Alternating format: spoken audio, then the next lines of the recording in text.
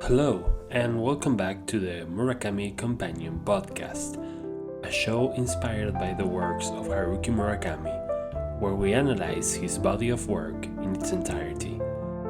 Today we'll be talking about The Strange Library. This is a very short book, a novella intended for children that, in its English version, comes with illustrations by Suzanne Dean and the very talented Chip Kidd, who is famous for various covers, including the Jurassic Park book cover that was adapted as the logo of the film adaptation. The illustrations in this edition are great, and the book opens up in a weird way. It's like a package, so it's very fun.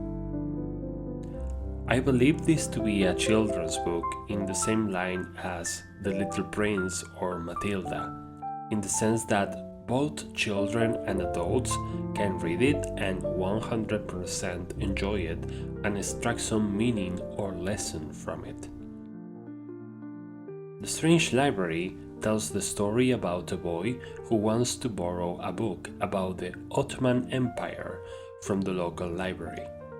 He is told that he has to read them in the library.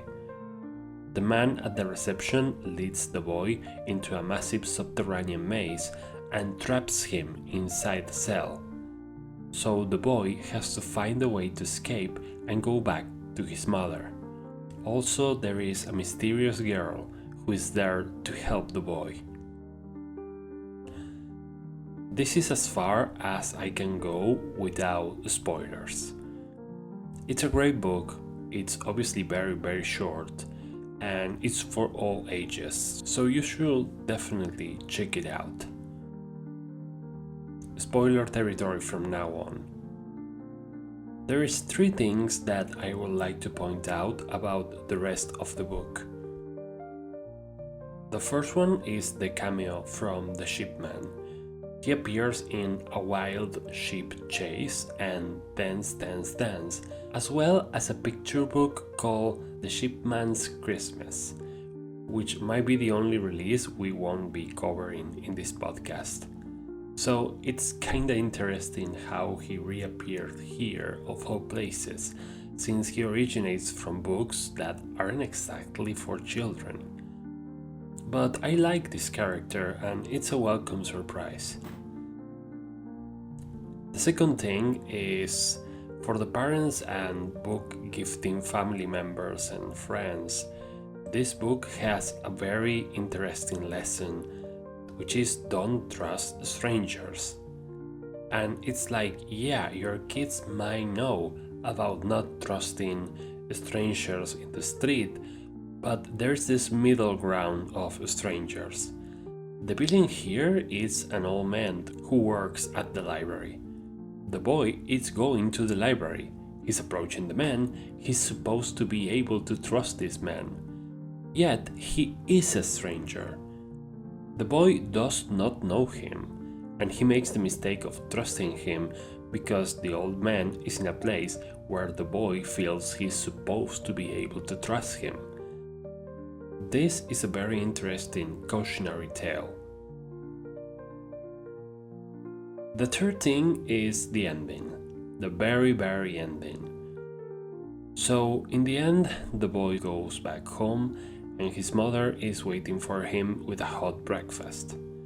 End of the third act. And then there's a small epilogue where the boy explains that his mother died last Thursday from a strange illness she's been having. She had a simple funeral. And now he was truly alone. No shipman, no girl, no magical adventure, just darkness. This is a really dark plot twist. It is not as if children can process the idea of death, because like even in children's movies, this is like a regular topic, the death of a parent. But still, it is interesting because the epilogue makes us look at the rest of the story with different eyes. Some of the stuff that happened was definitely an hallucination from the void while being trapped in the strange library. Maybe the whole event was a dream, but the things he saw in those dream sequences was definitely affected by the fact that his mother was very ill from the beginning. He feels trapped with no escape and he's trying to get back to his mother. His motivation is never about going back home, it's about going back to his mom. But the twist ending also makes this short story worth rereading. In fact, the quality of the story, the illustrations, everything makes this book worth rereading quite often. I want to say that you can get The Strange Library pretty much anywhere where good books are sold, but actually this might be a little bit of a rare find depending on where you live. Also, editions in different regions might be wildly different, but I'm sure that you can order it online from almost anywhere.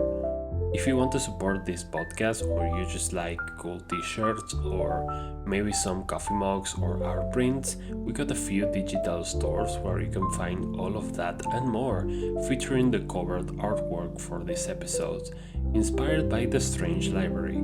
There will be one design for each episode release of this podcast.